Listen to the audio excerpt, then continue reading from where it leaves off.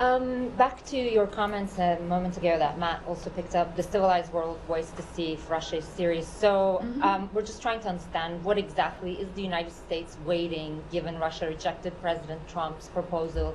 What exactly are the metrics here? And given Secretary said, we will see in weeks, like what are you waiting to see? And is the administration starting to put together a plan B if it becomes clear that to the administration that Russia is not serious? Well, obviously, I can't talk about the specifics of what the president has said to other people or what those decision lines are. We do know that, and also I would say, I would push back a bit on your contention that the Russians have rejected something. Again, that's based on perhaps what you've observed and what others have observed. I don't know what the conversations are, what's been stated between any of the parties. So we can't go there.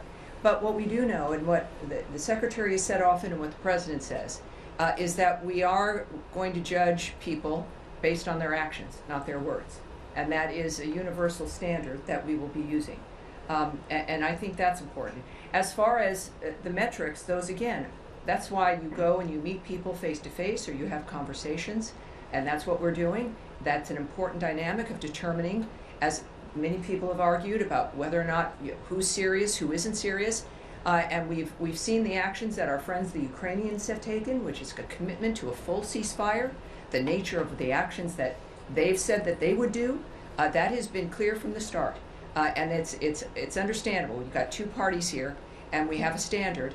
And so that's why, though, we have now, again, our best and brightest are in Paris, making this determination, which is clearly complicated.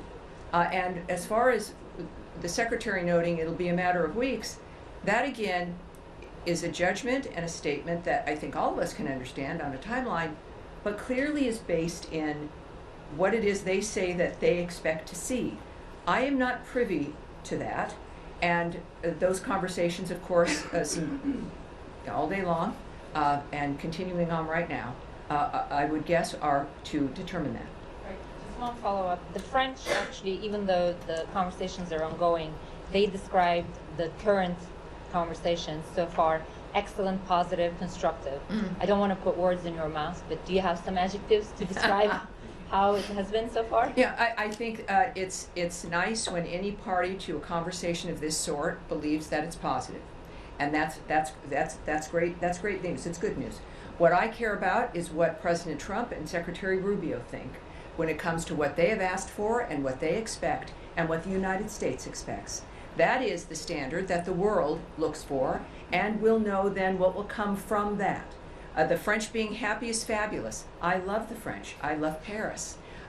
It's a great country. It really is. And one must go. I know there's stuff about the French in America, but it really is. Traveling is wonderful. Meeting people is terrific. And the French are great people.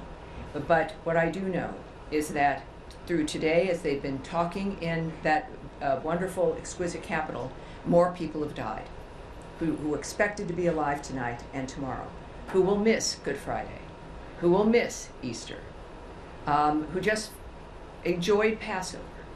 So we can think about the feelings of diplomats, which are important, but what matters is the end result, what the United States is able to deliver and achieve during those meetings, and what the United States wants, frankly, to make this a situation that this is the first involvement and the nature of both parties at the table since the beginning of this atrocity. And that speaks to the power of Trump, the power of diplomacy in the United States. So that's good news, but the better news will be when America and President Trump's expectations are met. Yes, sir.